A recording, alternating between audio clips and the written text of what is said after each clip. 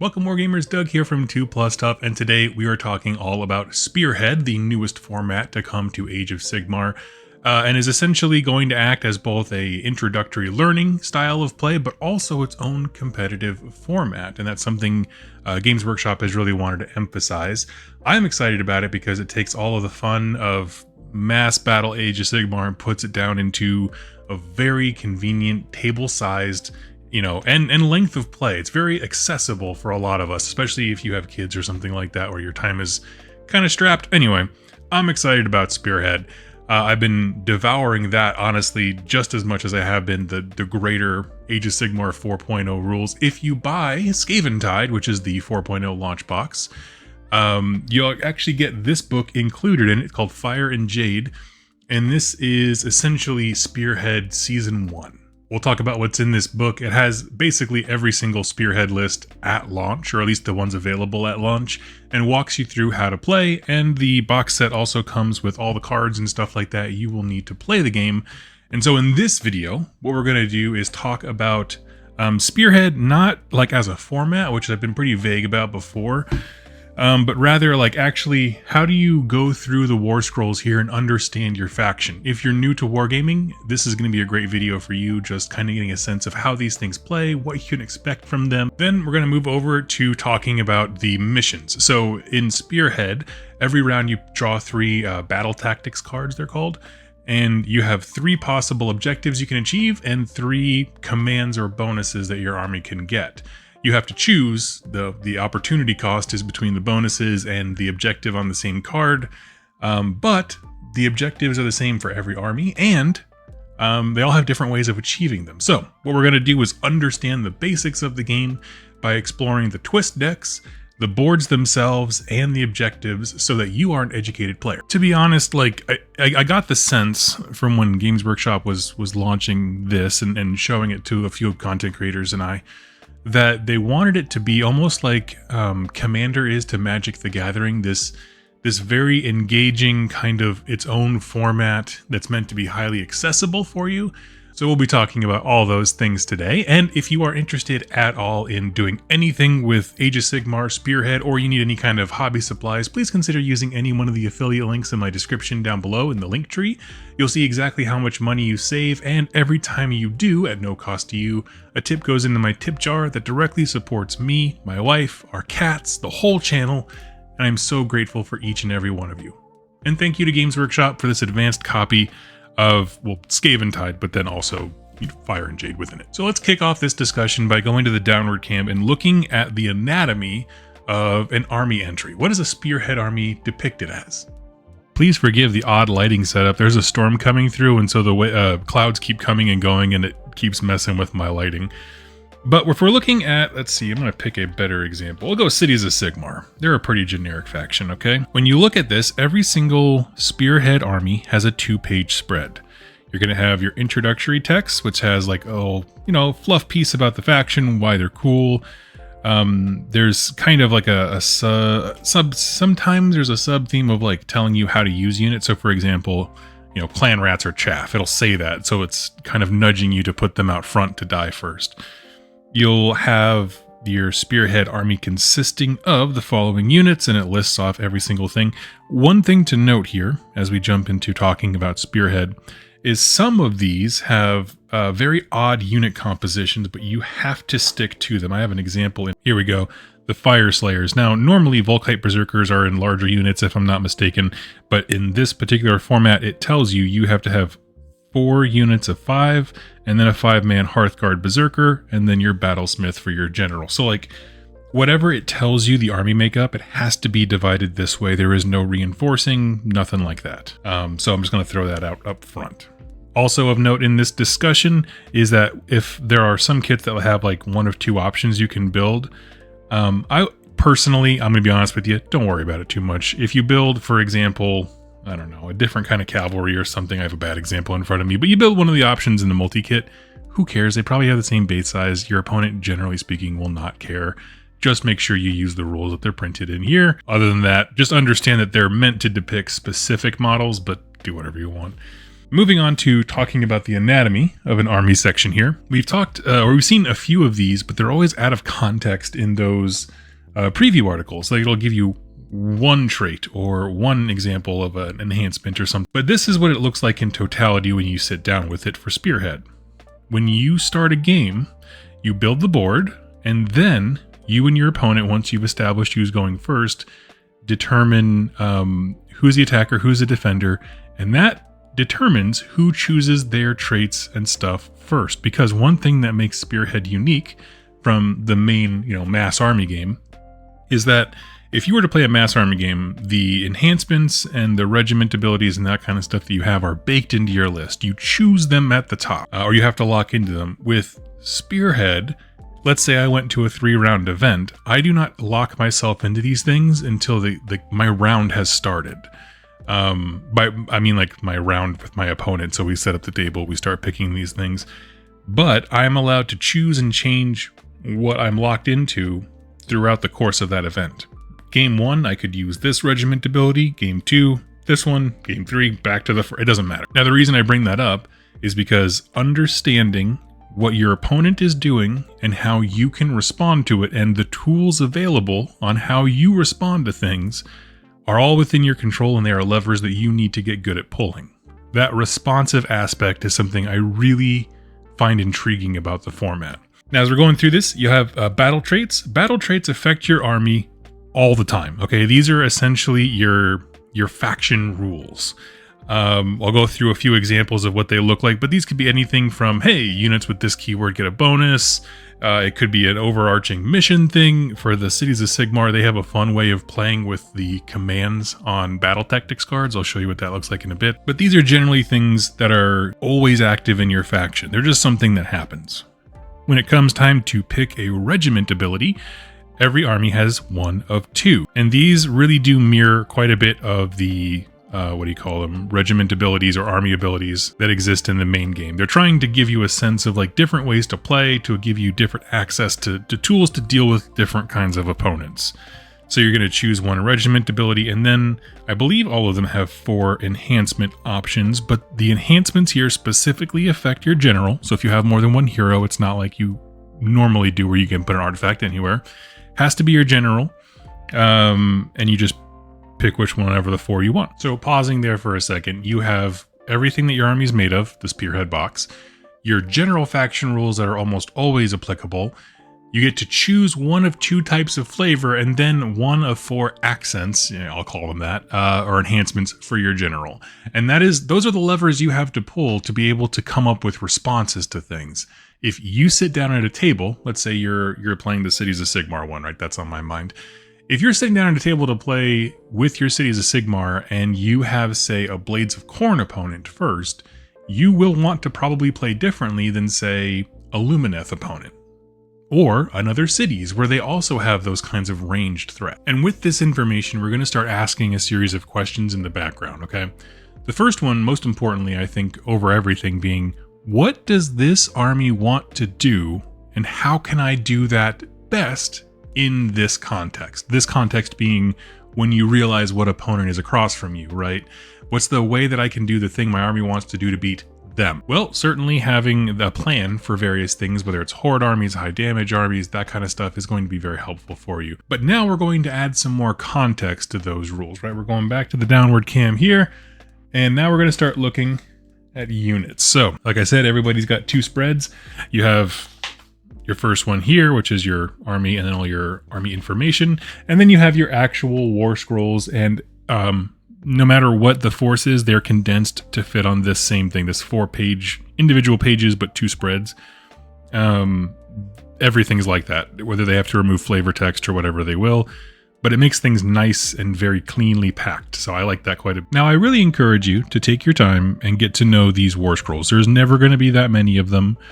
Some units will have a symbol like this, which means when they die, you, on your next movement phase, get to set a unit that's identical to them up in your deployment phase.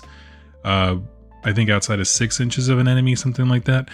So you have some units that are reinforced, which is this symbol.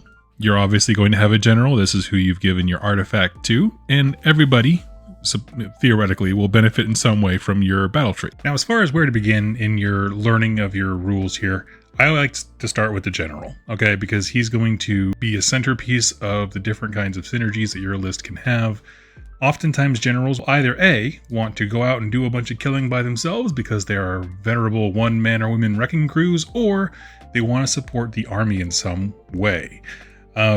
You'll kind of know pretty quickly when you look at their wounds profile, like if you really want them in combat or not, but generally speaking, the heroes kind of fall into one of those two categories. So I haven't spent much time with the Age of Sigmar one, so this is a pretty good, I guess, test bed for like, when Doug looks at things, how am I looking at them? So for example, we start off with the fact that we have 2 units that are cavalry and 2 that are not. Our cavalry ones move 10 inches each, that's wonderful, and they both have a 3-up save.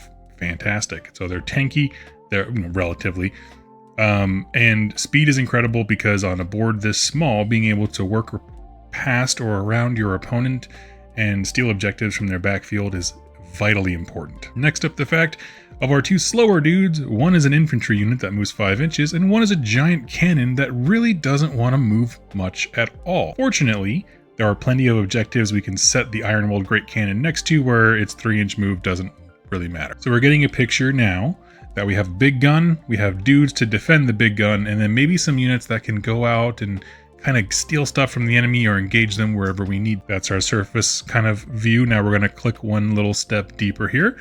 Look at the Free Guild Cavalier Marshal. I'm not going to go through his thing. We're going to do a dedicated review of the Spearhead rules.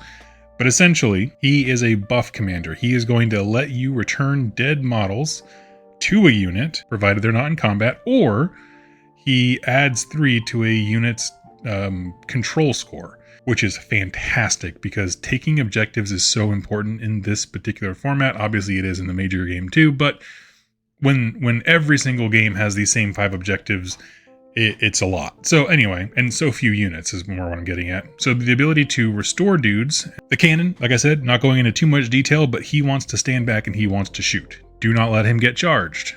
You have all these wonderful meat shields who come back once they die to die again, who would love to do nothing more than defend the cannon. His big ability is just he has 2 different kinds of mode of fire. One is a cannonball, one's grape shot.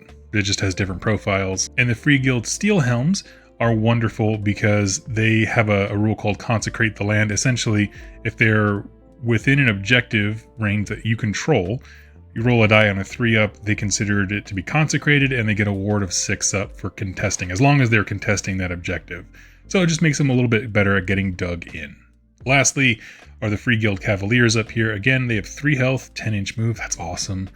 And their big thing is Devastating Charge. When they charge in, roll a die on a 2-up, inflict D3 mortal damage to the target. Interesting here that it's on a roll of a 2-up, inflict D3 mortal damage, but they didn't do the normal thing they've been doing, which is on a 2-up, apply that value in mortal damage. That's interesting.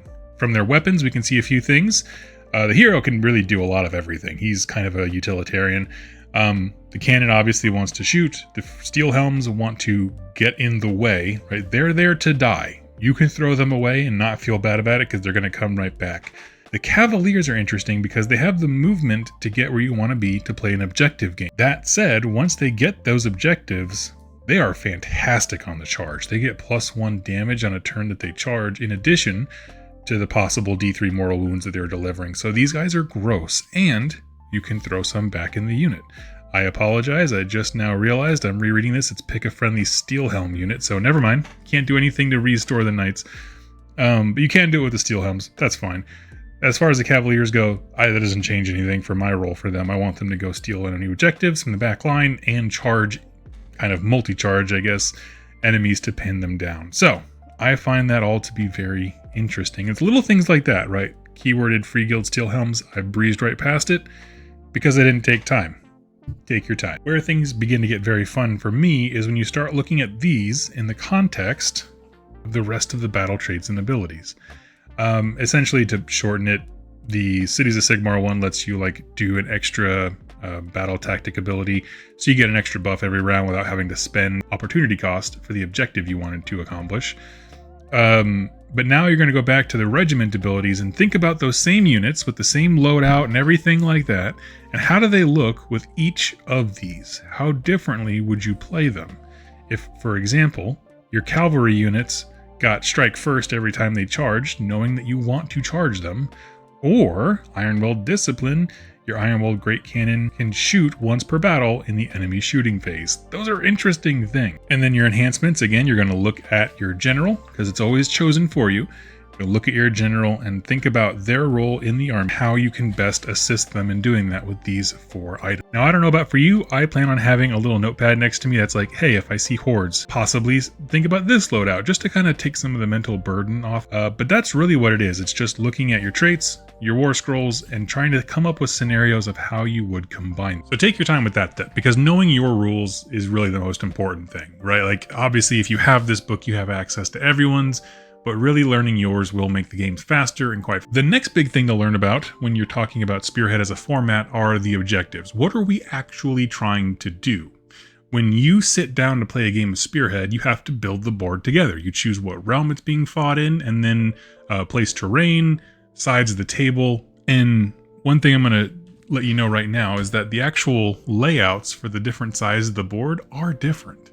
Now, I tried to undo the game mat on my camera, but it's way too big for my setup here. But if you look here at the 2 bottom pictures, you'll notice that on the Akshi side, right, you have the objective in the center, and then each corner has an opposing one. And it's a little bit harder to see with my setup on the Gioran side, but you still have an objective in the center, but instead of each corner, now they're kind of huddled into diagonal across. So in either way, right, whether you're getting this setup or that one, you always have at least one objective in your pocket, and you're just basically debating over how many objectives are like shared by you and your opponent or cross that area. This actually matters immensely for some armies, because some really don't want to go too stinking far to get to their objectives. For example, Sons of Behemoth, I think in general, are going to like the Gioran side of the board more. Why? Because they have a smaller footprint. But those objectives being tighter means that they can reliably get back and forth to them, at least the ones on their side, much easier. If you're an army, like say Idneth Deepkin, that has speedy units, you could definitely go for the Akshi side, where you know that you can throw your guys all across the board and reliably make it to wherever else you need to be in a turn. And this is a good place to note that depending on which realm you choose, there are different twist decks. So I'm going to pause here. Let's bust out those. Let's begin with Akshi. So remember, this is going to be the board where all the corners are spread to the 4 winds, okay? Every turn, you're going to be flipping one of these cards and just following the rules. A lot of them have rules for the underdog. Okay, here we go. So Akshi twist, blood marked. The underdog picks 1 unit in each player's army on this battlefield to be the blood marked. If there is no underdog, each player picks 1 enemy unit on the battlefield to be the blood marked, starting with the active player. Each player scores 1 extra victory point at the end of the battle if the enemy blood marked unit is destroyed this battle round. So sorry, it's at the end of the battle round you score. So it essentially gives you 1 extra victory point on the table. I like that. Next one is let the blood flow. Each player scores 1 extra victory point at the end of their turns for each enemy unit destroyed in that turn. In addition, if one of the players is the underdog, that player picks 1 friendly unit on the battlefield to be frenzied. Add 1 to hit rolls for combat attacks made by that unit this round. That's very cool. Again, more recognition that killing is good. That's the Akshi theme it seems so far. The next is Ring of Fire. The underdog picks 1 objective on the battlefield. If there's no underdog, the players roll off and the winner chooses an objective. The objective is no longer controlled by either player and cannot be contested or controlled this battle round. In addition, at the end of each turn in this battle round, after victory points have been scored, inflict D3 damage on each unit that has any models on it.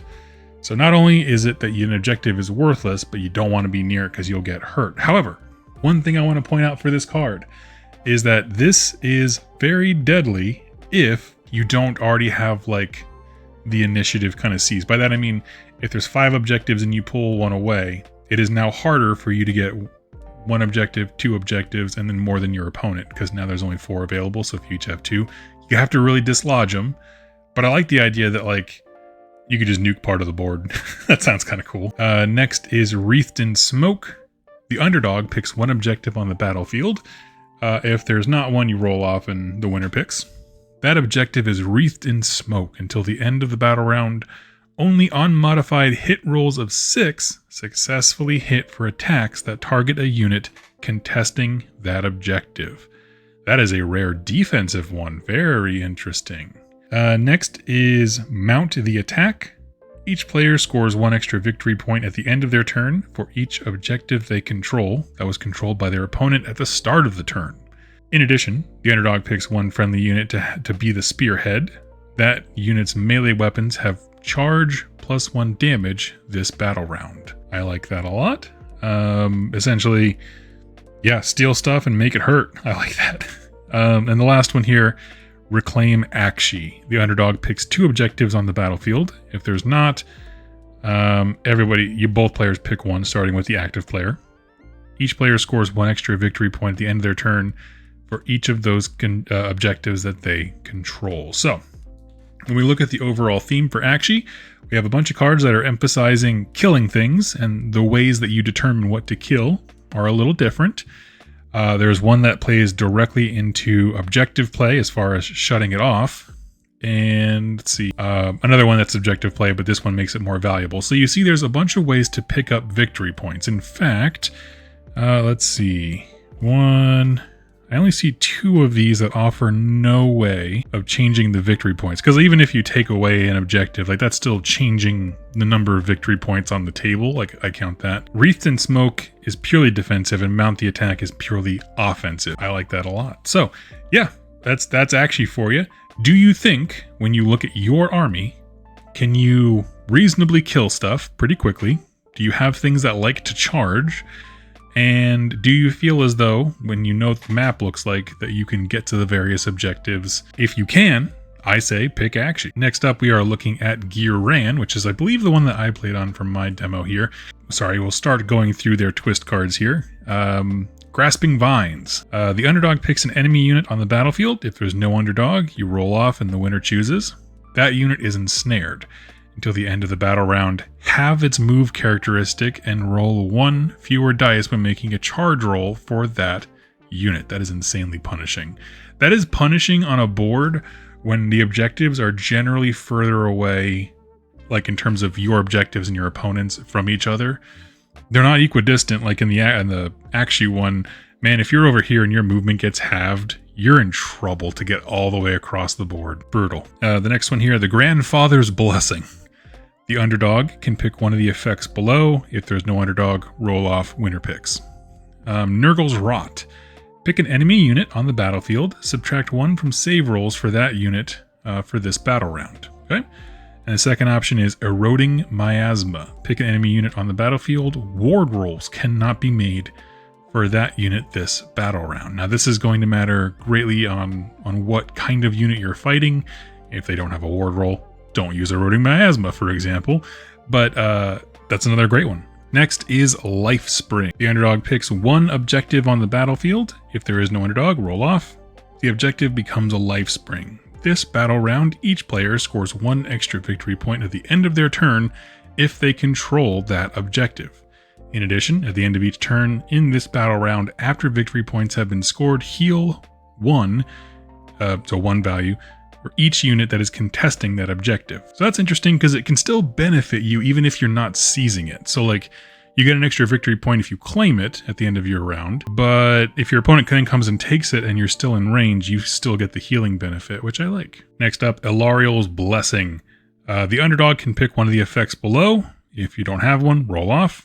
Shield of Thorns. Pick a friendly unit on the battlefield. That unit has a ward of 6 up this battle round. If it already had a ward save, add 1 to the ward rolls for that unit this battle round instead. That's awesome if you have a ward save. The next option is Reign of Jade. Pick up to 3 different friendly units on the battlefield. Heal D3 to each of those units. You roll for them each separately. Sounds very Giran-esque. Reclaim Giran. The underdog picks 2 objectives on the battlefield. If there's no underdog, each player picks 1, starting with the active player. And then each player scores 1 extra victory point if they control those objectives. We've seen that before. And then the last one here is Take the Land. Each player scores 1 extra victory point at the end of their turn if there are more friendly models contesting the large terrain feature in enemy territory than there are enemy models contesting it. In addition, the underdog adds 1 to wound rolls for attacks made by friendly units that target a unit contesting a large terrain feature. I will be honest with you, this one is much more of a spread, I feel, than the Actually one is. Actually one really, I feel, focused on victory points through killing and changing the game state. Whereas this heavily, I think, more focuses on the game state in terms of healing players. The Nurgle's Rot, the Alariel's Blessing, the Life Spring is an interesting one. Grasping Vines to slow stuff down. Like, there's nothing as stat line punishing in Actually as having your movement and removing a die when you charge, right? That's pretty brutal. Guran seems wild, and if that's what you need, is you just need an ace in the hole, I'm here for it. In general, don't specifically see any plans for these as much as I do for the Actually ones, but I do like the idea of healing because my Aberrant and Courtier and that kind of stuff for my Flesh Eater Courts in particular love healing. Any kind of healing they can get is just the best. So step 2 of setting up your Spearhead games is choosing what realm you're going to fight in. So keep those things in mind. If you need your objectives to be tight together, go Guran. If you're okay and you have some speed and mobility, Actually is a good choice to stretch your opponent to see if they can do the same. Are you killy? Actually has a lot of things for picking units and then just killing them, or taking objectives from them. If you're not necessarily killy but unsure of what you want, I mean, Guran is a highly reactive realm because a lot of the abilities are choosing, options. So whatever you need, you kind of have some choice there. And that'll be it for the twist deck. So just think a little bit, put your army in your mind, think about how they're going to set up on the table. It's wholly outside 6 inches of enemy territory. You can go through and see the deployment map. There's only 2 of them. It's either straight across or diagonal. And just kind of envision how your army is going to be moving and charging and that kind of stuff on spaces that big. But now we're going to move into scoring, right? Which is understanding kind of that next level of the game of like, how do I come up with a plan for achieving as much as I can? So to really understand the next step here, we need to understand what is our faction trying to do. We're going to talk about the objectives cards, the battle tactics, if you will, and the various bonuses that they can give your army as well. The cost benefit for each of these is very interesting, and we're going to be discussing. Now, barring the twists that add various ways to accrue victory, there are just a few ways you can get them in the base game of Spearhead. You get 1 point for controlling an objective. You get 1 point for controlling 2 or more objectives. You get 1 point for controlling more than your opponent, and then you get 1 for each battle tactic card that you achieve that round. Seeing as how you can have a maximum hand of 3, that means your general speaking points that you can max out on is 6. Of course, the different cards can make that closer to 8, maybe even 9, depending on how crazy things go, but generally speaking, you're looking at 6. The battle tactics deck for both you and your opponent are the exact same, so we're going to go back to the downward cam, try to understand them. Now I'm going to look at each of these cards individually because you are always doing a trade-off between achieving the battle tactic to get the victory point, or you can use the command at the bottom when it tells you to, almost like you had a free command point in the main game. So this creates a sense of opportunity cost. Do I need this ability to achieve an objective? Now, one thing I do want to say up top is when you're given your 3 cards, what I suggest you do in terms of how to play is you look at them, and then look at the table right below you and think, are there any of these that I can just not achieve, that are just not doable in any way, shape, or form? For example, War of Attrition, you complete this battle tactic at the end of your turn if any enemy units were destroyed this turn and more enemy units than friendly were destroyed this turn. There are going to be some situations where you're getting deleted or you're waiting on troops to come back from reserves where you know that this is not going to be possible. What I did in my game was I literally just flipped it. Like, I know I need to be able to read this text and I'll flip it right back. But what I mean is I'm taking that out of my visual information of things I need to worry about. I'm going to focus on the ones that I can achieve. And once I've kind of mathed that out in my head of like, okay, well, what needs to happen to make these things work? Then I will go back to this card and say, hey, I have that command at my ability to make my achieving of these other 2 much more doable. That's how Mind Wind works. Get your cards. Is anything immediately obviously impossible? Just focus on it as a command card. That's all there was to it. So let's go through them then. Battle tactic, take the flanks. Complete this battle tactic at the end of your turn if there are any friendly units wholly within 3 inches of each short edge of the battlefield. I got that one. That's very simple to do, especially early in the game. And the command you're trying to weigh that against is redeploy, which works exactly like it does in the main game. In fact, a lot of the commands you find here are core abilities taken from the main game and just put in this format. So basically taking initiative, pick a friendly unit that is not in combat to use this ability in the enemy movement phase. Once they've done all their stuff, you can move them D6. You cannot move into combat during any part of that move. So those are your trades off. Personally, I feel like this one is probably easy enough to achieve, take the flanks, especially if it's early in the game, but we'll see. The next one, battle tactic raid. You complete this tactic at the end of your turn if any friendly units wholly within enemy territory and they're not in combat. So you just have to have them there chilling. The command you're weighing that against is a reaction when your opponent declares an attack. You can do steel defense. A friendly unit targeted by an attack ability gets to ignore the rend characteristics of the attacks in this phase. Highly dependent on what enemy is coming at you. However, if you know you can't achieve raid, that is a fantastic command to have at your disposal, to be honest. Next is War of Attrition for the battle tactic. You complete this, we talked about this before, you destroyed enemy units and you destroyed more of them than they destroyed of you, which again, it's going to be very situational depending on the kind of army you are and the position of the board state. I feel like you'll know pretty quickly if you're going to get clobbered, right? If you have a hero that's on 1 wound, do not expect to have them survive. Build that into your math on if you have more killed than they did to you. The other one you're balancing that against is Stand Guard. Pick a friendly unit to use this ability. It goes off in your enemy's hero phase.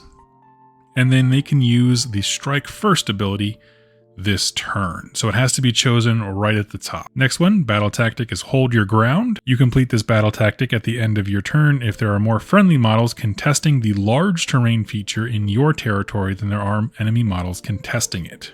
Okay. The command option for that is in any combat phase, you can use Rise to the Challenge.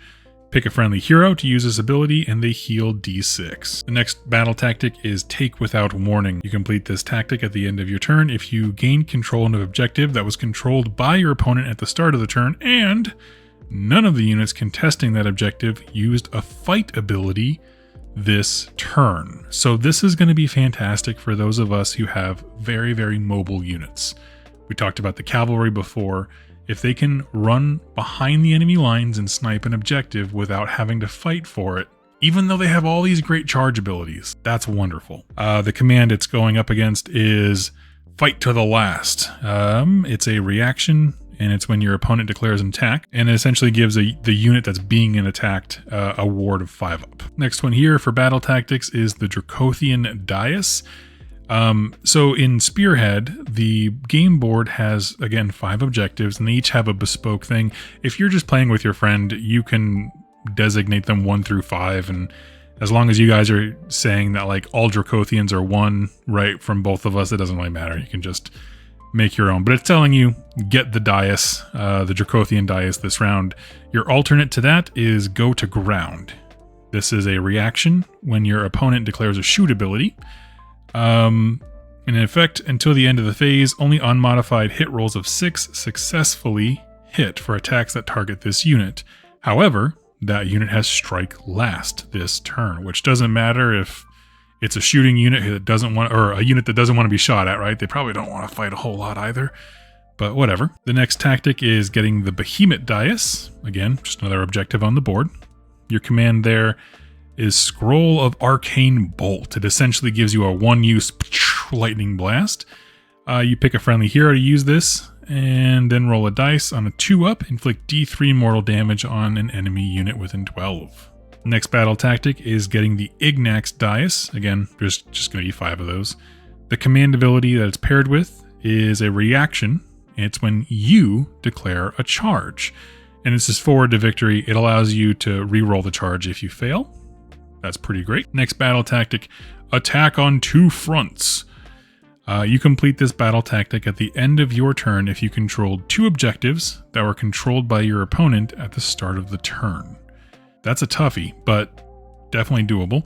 The thing you're pairing that with is call reinforcements. Pick a friendly infantry or cavalry unit with 5 or more models that has been destroyed and has not already been replaced. Set up a replacement unit consisting of D3 models from that unit anywhere on the battlefield more than 6 inches from all enemy units. Now, I remember in my game I could not achieve this one, that attack on 2 fronts. However, I did use the setup thing to bring back a unit of Crypt Guard after they were destroyed to then sit on an objective because I had one of the, get one of the Dias cards. And because the Khorne player I was against didn't have anyone within 6 inches, they just, boop, resurrected on top of the objective and were able to steal it for me. So that's an example of one where I know I can't achieve this, but this ability will help me achieve something else. So that's kind of what we're going. Next card here for the battle tactic, Do Not Waver. You complete this battle tactic at the end of your turn if any friendly units used a fight ability this turn and no friendly units were destroyed. That is interesting. The reaction that goes with it is Fall Back and Rally. It's a reaction you declared a retreat ability. And basically what happens is you don't take mortal damage when you retreat. And in addition, roll 1 dice for each slain model from the unit. On a 5-up, you can return 1 slain model to that unit. So fall back, add some dudes potentially. It's very powerful. Yeah, I don't know. That's a great one. Next one here is Raise. You complete this battle tactic at the end of your turn if there are any friendly units within 3 inches of the long battlefield edge in enemy territory. Okay, and there's no stipulations on if they're in combat or not, which is nice. The command that goes with it is Inspiring Presence. And so you're going to pick a friendly hero in any hero phase, roll a number of dice, and for the rest of the turn, add the number rolled to the control score of that hero. Dice in GW games is always D6s, so yeah, it's a way to really emphasize control over a particular spot. I like that. And then the last one here is Cut Off the Head. You complete this battle tactic at the end of your turn if the enemy general was slain if the enemy general was slain this turn, or the enemy general was slain in an earlier turn and an enemy unit was destroyed this turn. So you're not going to get locked out of it by killing your opponent's general too early, which is nice. I feel like that's always a bummer when you draw a card for a thing that you already killed. But you just have to destroy something this round. I like that. And the command that goes with that is Countercharge. Again, fantastic. And it's in your enemy's charge phase, you get to charge. So that's pretty sweet. Now I'm just going to hold them all spread out here like this for a second. I want you to think, I'm going to take out the Dias ones because quite frankly, they're the least interesting, right? I mean, just because they're like, hey, go here. But for the rest of these, really consider, what does your faction do very well at controlling or achieving these things? Also, what commands work exceptionally well for your dudes? Let me give you an example. Off the top of my head, I'm going to go through these with my knowledge of Flesh Eater Courts, which is really the one that I've spent the most time reading about. And let me just give you an example of what goes through my head. Take the flanks. I have no problem with that because between my courtiers, my aberrant courtier and the knights, the Morbeg knights, I have no trouble getting to both sides of the battlefield and still having movement the next round to get into doing something more meaningful. Next one, Raid. I can get in wholly within enemy territory thanks to the Morbeg Knights. They are extremely speedy. Killing stuff is always the problem for me. I don't feel like I have the killiest units whatsoever. The terrain feature is an interesting one. That's one that's much more, I'm going to pick a middle section here for things that are kind of, it depends on the game state, right? I'm not necessarily good at them. I'm not necessarily bad at them. It's just a matter of where things lie when the table is all set up and stuff. As far as Take Without Warning goes, I do have the speed to be able to do that with my knights. I did it in my game against Khorne. Attack on 2 fronts is one that just depends on the actual game state. Let's see. Do Not Waver is the game state. Raise works fantastically for me because I'm speedy, and Cut Off the Head. I have a bunch of heroes who love getting into really nasty combat. As far as stuff that I'm bad at, being able to pick a couple of units and just snipe them off the board is just not the Flesh Eater Court's specialty, unless it's later in the game and we're all loaded up with noble deed points. Now, as far as my favorite like abilities and stuff, right? War of Attrition is probably the hardest for me to achieve from looking at these in general. However, the Stand Guard ability is awesome. Okay, being able to choose an enemy unit and being like, that guy, screw that guy. I love it. That's fantastic. Especially if you can get them to do this on their general or something like that, and you have some way of getting better at fighting heroes or something. So understanding these cards is understanding how to win the game. That's the real core of what I wanted to get at. So think about your faction. You need the context of where, your pieces are going to be on the board, how you're going to deploy, and what things you are good at and what things you are not. Now, this video is running a little long, and the last little section I wanted to throw in here is that with my experience with Spearhead, there are a few things that I feel make the game go a little bit easier. For example, I'm going to go get some card sleeves and protectors for these guys. I really recommend a dice tray, because with the way that Spearhead is set up, you can realistically fit everything you need for your entire faction on like one very small tray. And if you have a dice tray, that makes it even more compact and easier to kind of just pick every text in a section. It keeps all the rolling together. You're not having tons of units, so you're not like egregious numbers of dice that you have to roll. So I found it to be very nice and beneficial, especially for clearly stating things with your opponent. Some form of counter for your victory points I think is also important, whether you're writing them out, like actually doing like the, keeping a tally, or you get like dice or some kind of a tool to measure them or record them. Something like that would be very, very useful for you. But friends, that is all you need to know for getting started with Spearhead. So again, get to know your faction, get to know the objectives a bit, and understand what side of the board you might want to be playing. And when you do those three things, you're pretty well set up to do well at Spearhead. And that's just from a conceptual point of view. A lot of that time is going to be practicing your faction. Like, I know for me, I struggle with Flesh Eater Courts, even though I like them aesthetically. Like, I keep throwing my heroes into the meat grinder too early and I get them killed. So you're still going to have a lot of learning. Even though you have bespoke units, it doesn't mean you immediately understand how to use them all effectively. So give yourself some grace there. But in generally speaking, once you know your faction and you know what you're trying to achieve, then it really just becomes about understanding how to respond to what you're seeing on the table and in the army across from you. I'm going to be doing some Spearhead reviews, talking about the various things that each faction has access to, reviews on how they work. I'm going to start with Flesh Eater Courts because that's what I've been reading the most of, but I hope you'll join me for that. Thank you so much for hanging out with me, and I cannot wait to talk more about Spearhead with you, and I hope that you guys enjoy it as well. So thank you so much, and I'll catch you later. Happy wargaming.